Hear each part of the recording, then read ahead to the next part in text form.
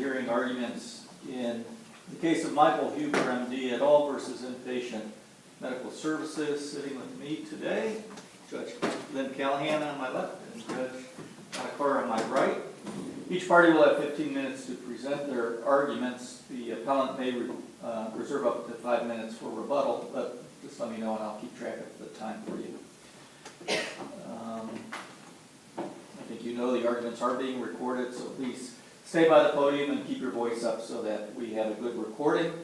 And we've read the briefs and we are ready to proceed if you are. Thank you, Your Honor. May it please the Court, my name is Jim Rosenthal, and it is my privilege to represent Dr. Huber in this appeal. I'd like to reserve 2 minutes of my time. Very good, thank you. Your Honors, the lower court granted summary judgment and dismissed with prejudice all of Dr. Huber's claims against IMS on grounds of res judicata and lack of venue. The appellees have largely conceded that the dismissal for lack of venue of some of Dr. Huber's breach of fiduciary duty claims was improper, though we submit that the court can and should hear this entire case. Dr. Huber seeks reversal because questions of fact concerning whether IMS acquiesced in Dr. Huber splitting his claims should have precluded summary judgment on grounds of res judicata. An exception to the doctrine of res judicata applies when parties have agreed in terms or effect, or a defendant has acquiesced to plaintiff splitting his claims or maintaining multiple actions that otherwise would be transactionally related. This exception, as you know from our briefs, is set forth in the Restatement Second of Judgments, Section 26, and has been followed, or at least cited, by courts of this state. So could a reasonable mind conclude that on May 16, 2016, in the prior action, IMS acquiesced in Dr. Huber splitting claims arising from the termination of his employment when he purported to use Civil Rule 41 to dismiss without prejudice his tort-based claims, but not his contract-based claims?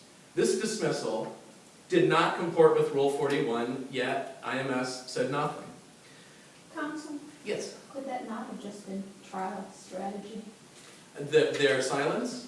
Certainly. Indeed it could. Another trial strategy could have been to oppose that piecemeal dismissal. That happens all the time. It's not typically considered powerful strategy to go along with whatever your opponent wants in litigation, and many times, just because your opponent wants it, you might object.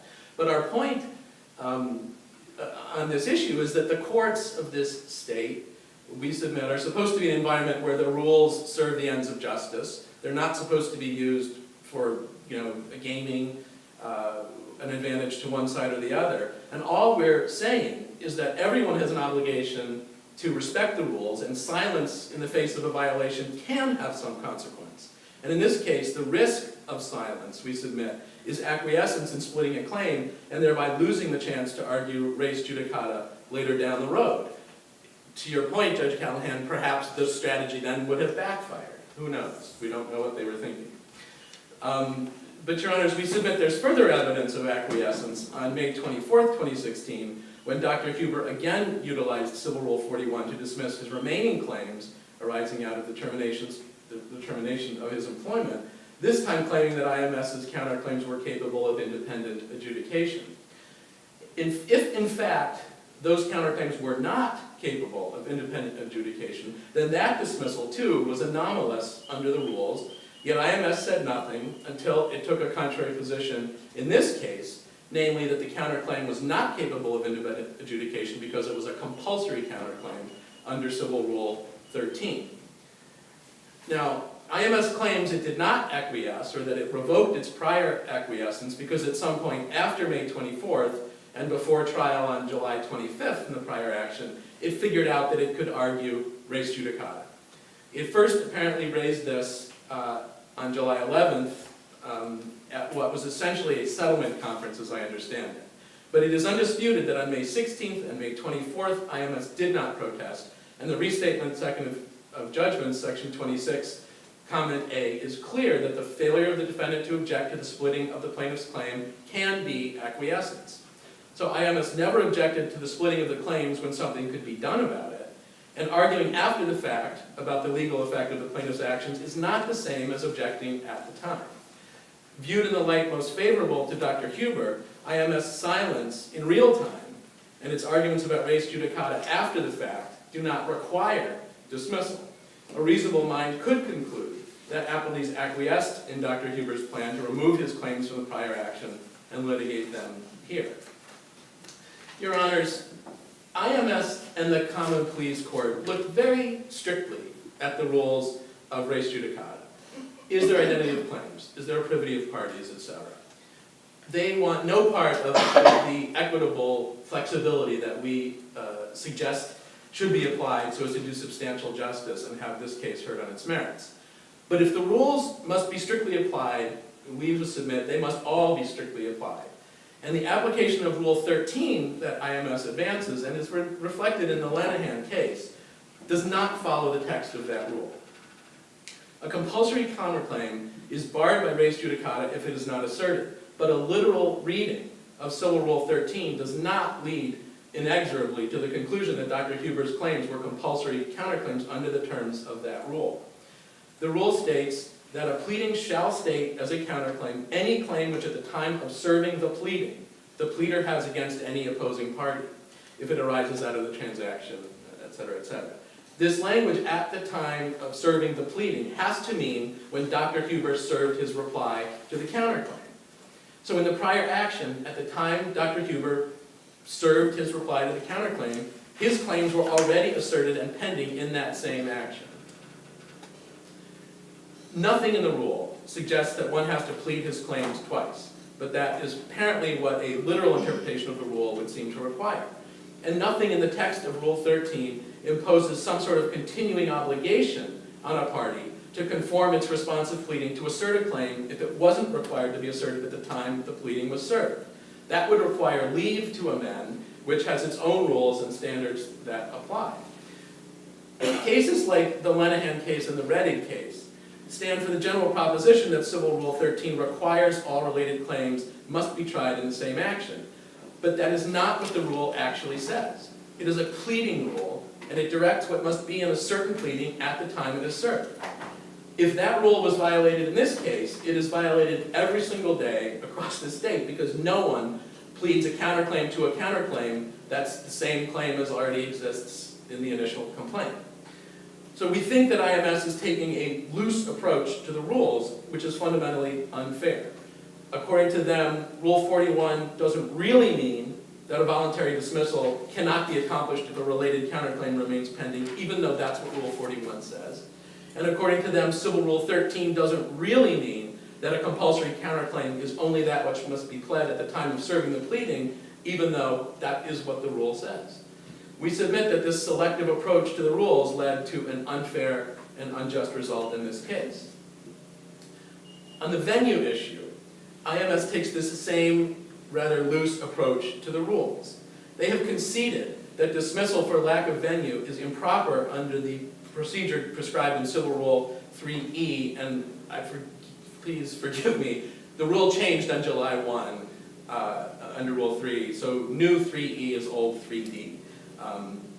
But they do now agree to a strict application of that rule, even though they never asked for that particular relief, which is very precise in old Rule 3D, when they asserted their defenses to this case in the first place.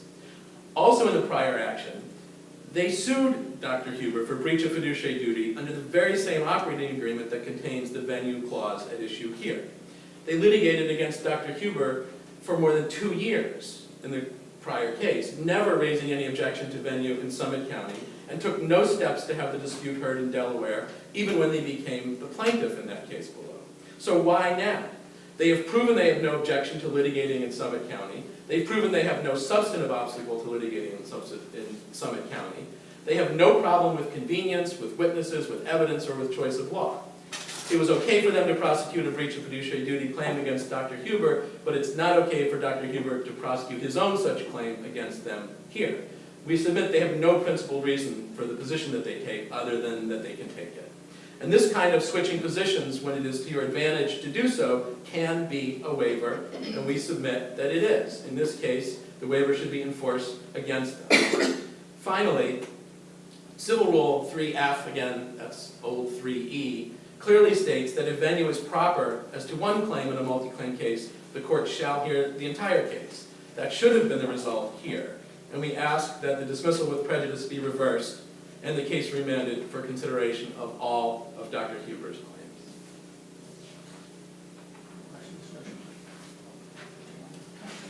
Okay, you've got 5 minutes. I'll take 5. All right. Thank you, Your Honor.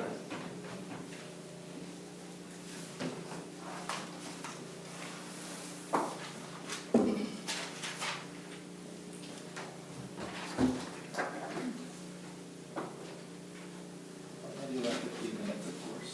Okay, thank you. Good morning.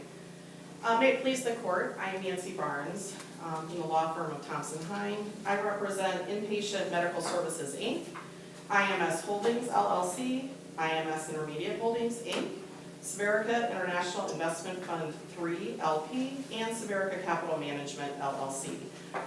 For the sake of this verbal presentation, when I refer to IMS, I am referring to Impatient Medical Services and IMS Intermediate Holdings, Inc., which were the two parties in the 2014 litigation.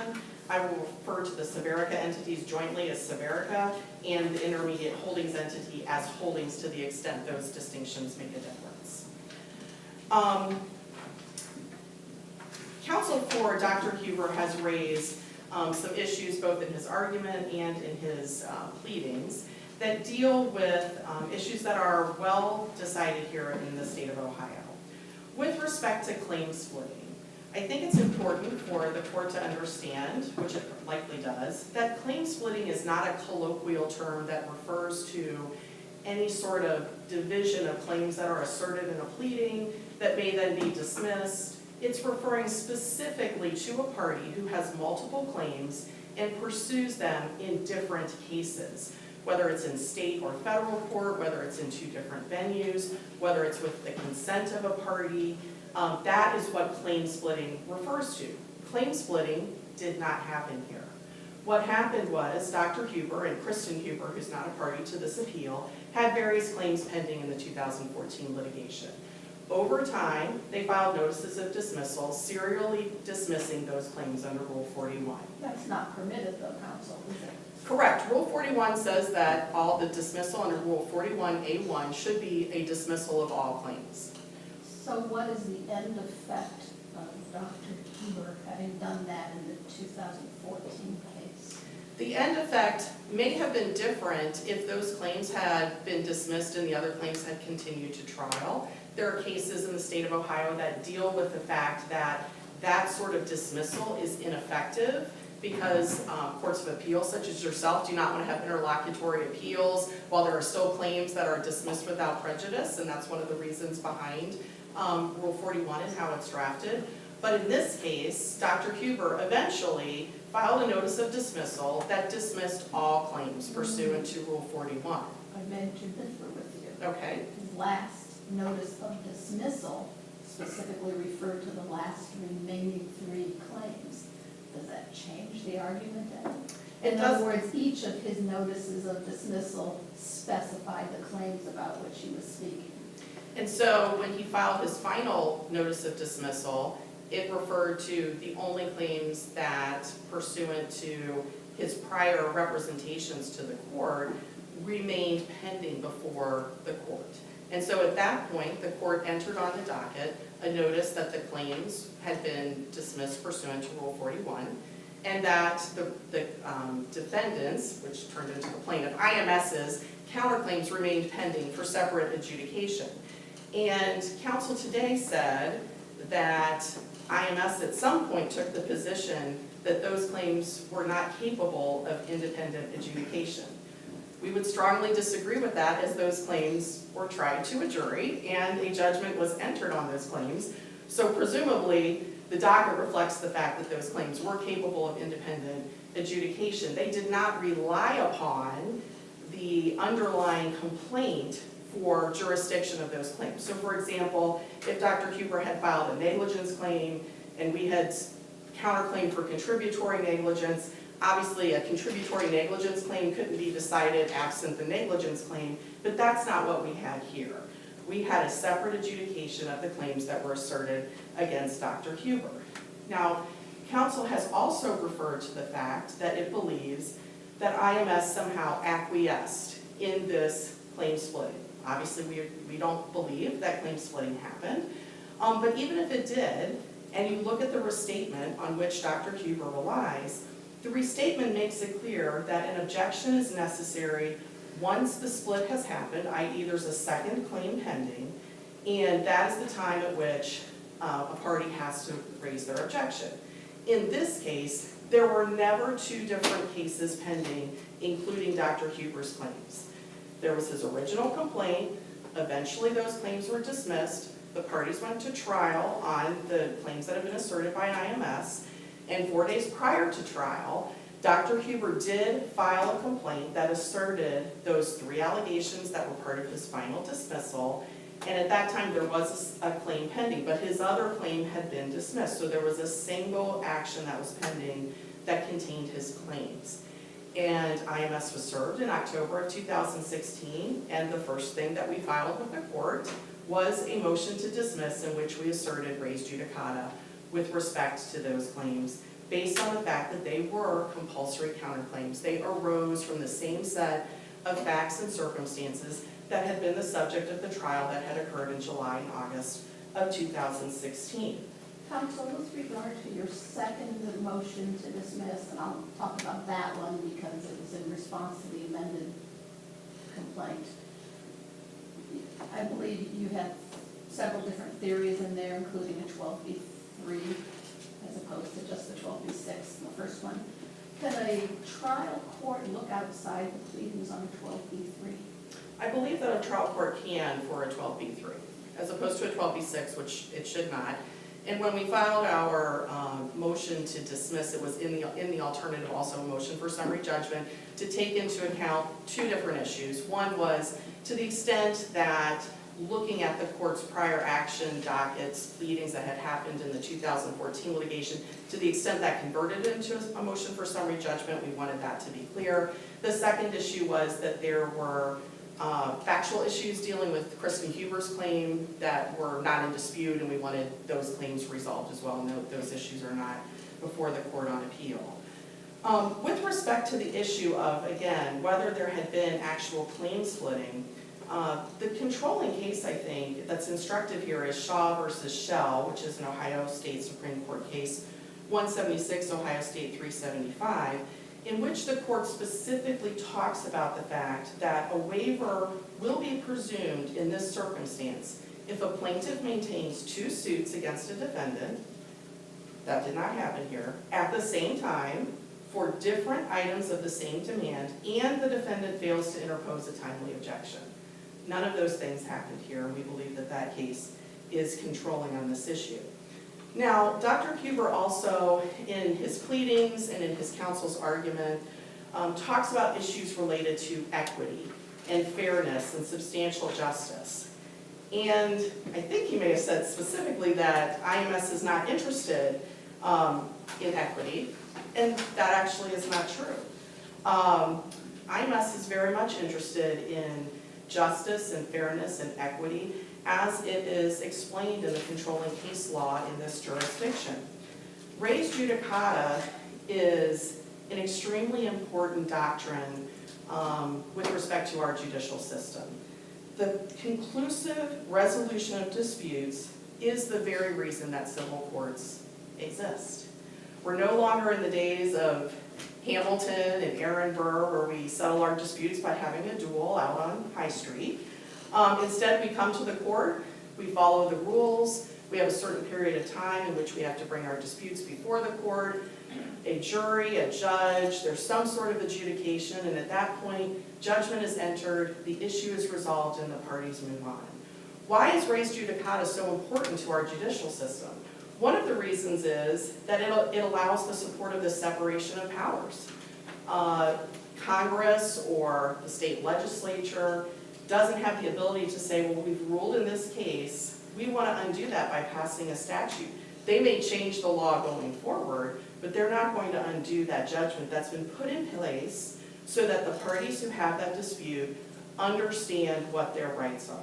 And there are, I would call civil due process rights related to those sorts of adjudications.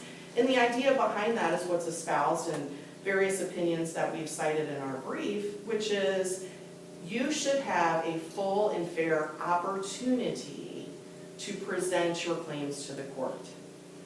Dr. Huber filed the initial complaint. He had a full and fair opportunity to pursue whatever claims he wanted in that particular complaint. He also had the right, under Rule 41A1, to dismiss those claims without the consent of IMS and without a court order. And that was his right under Rule 41. And frankly, IMS was not in a position, once he was dismissing the remainder of his claims so that all of his claims were now dismissed, IMS had no basis for objecting to that dismissal under the rule because our claims, our counterclaims, could remain in place for separate adjudication. Given that we had no grounds to object, to have filed an objection, I suppose, to protect Dr. Huber's rights to not be subject to res judicata. I'm not sure why we would do that from a trial strategy standpoint, but we would have no objection and arguably would be subject to Rule 11 to object to a dismissal for which there were no grounds for our objection. Well, let me pose not a hypothetical to you, but what happened, and again, not saying that you would have had to object, but was the claim splitting in the sense that Dr. Huber is arguing it, which is a different way than how you're arguing it, would that have been grounds to object? In other words, the piecemeal 41As. I believe that we could have potentially, I don't think that we had a duty to object to the first or second dismissal of claims, but I don't believe that we would have had grounds and certainly didn't have the duty to object to the final dismissal, which removed all of his claims from possible adjudication at trial. And how does their piecemeal 41As play into whether or not those different counts were actually dismissed? I mean, there are cases that call it a nullity. I've seen one that said, oh, we're just going to convert it to an amended complaint. Under those theories, wouldn't those claims still be out there? I suppose there's a possibility that they could be out there, although the claims that are at issue on this appeal are the ones that he reasserted, which were part of they were only the claims that were in the final dismissal of his claims, are the only ones that are subject to the 2016 litigation. Those are the claims that were asserted and that are the subject of this appeal. Now, with respect to venue, I want to touch on that very quickly. 2 minutes and 40 seconds. Okay, thank you. I think it's very clear, and I don't think there's a dispute about the fact that the venue provision that's at issue and that the court ruled upon is a mandatory venue provision. I think we both cited cases that talk about what does shall mean, what does may mean, is venue specifically identified. The venue provision at issue doesn't specifically use the word venue, but it talks about where the case may be brought, which is the definition of venue. And it provides for it shall be brought in Delaware. There's no question under Davis versus Walmart and a slew of other cases that is mandatory language requiring that it be brought in Delaware. Counsel for Dr. Huber has suggested that parties who were not even a part of the original litigation have somehow waived their opportunity to enforce that venue provision because the IMS entities filed a counterclaim that arguably relied upon an agreement that included a forum selection clause. So the argument is that because a different entity filed a compulsory counterclaim in response to an action that was properly venued, no question, in Summit County that was filed by Dr. Huber, that now the Severica parties have waived their opportunity to assert the venue provision in this case in which for the first time they are named as parties. That's the essential argument. The written employment agreement actually has Ohio language, correct? Correct. So would not the 2016 case, at least initially, till there was any ruling, have been properly filed in Ohio? Because Dr. Huber, again, relying, I believe even attaching the employment agreement, said your clients violated it. Right, and I do think, so Dr. Huber's filing in 2016, the second amended complaint relying on the employment agreement, could be properly venued in Summit County, but the claims that are subject to res judicata are subject to dismissal, and therefore the only claims that remain pending are the two fiduciary duty claims, which are counts 2 and 3, which we've tried to make clear in our pleadings. We do not object to, and we think it was error, for the trial court to dismiss those claims with prejudice because of improper venue. And we do agree, whether it's 3D or 3E, that the appropriate course of action would have been for the court to stay those and give Dr. Huber 60 days to file those claims in the state of Delaware. Attorney Barnes, in fact, your time is up, so. Thank you. Thank you.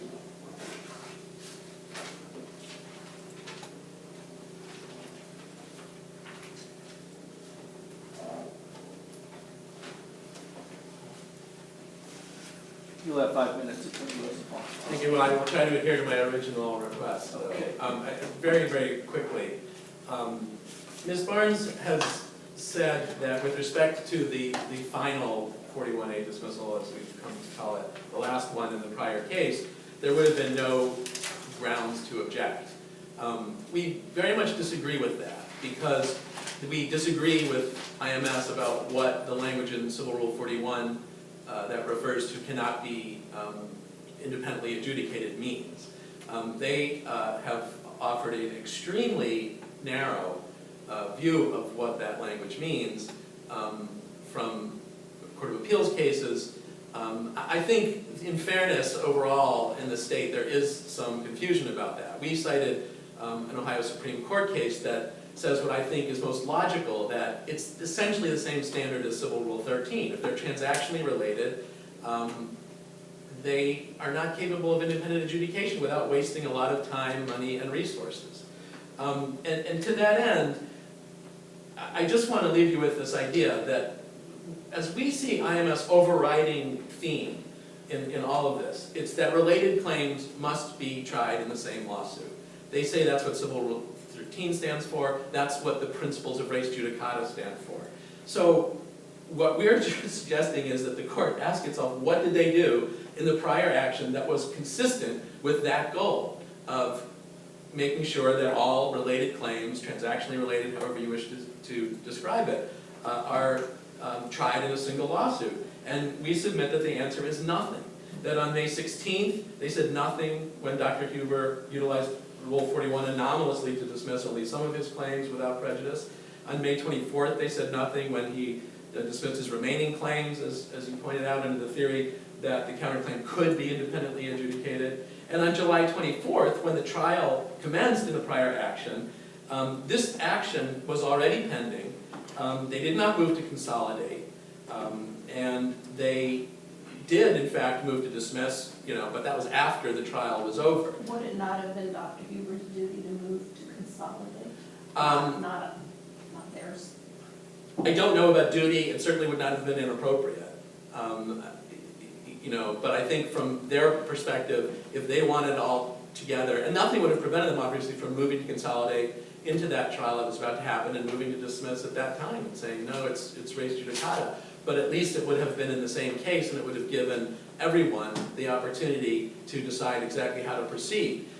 What they submitted in their opposition below, by way of transcripts from that trial and discussions that were intended to demonstrate that they were not acquiescing, was, to our mind, simply a discussion about the collateral estoppel effect of the prior trial, which, again, I would submit is inconsistent with the idea that this was all going to go away because of res judicata. That was another example of acquiescence, if you will, in the concept, this idea, the judge participated in these conversations, that there were going to be two trials, one with these claims that initiated the prior action, and another with the counterclaim.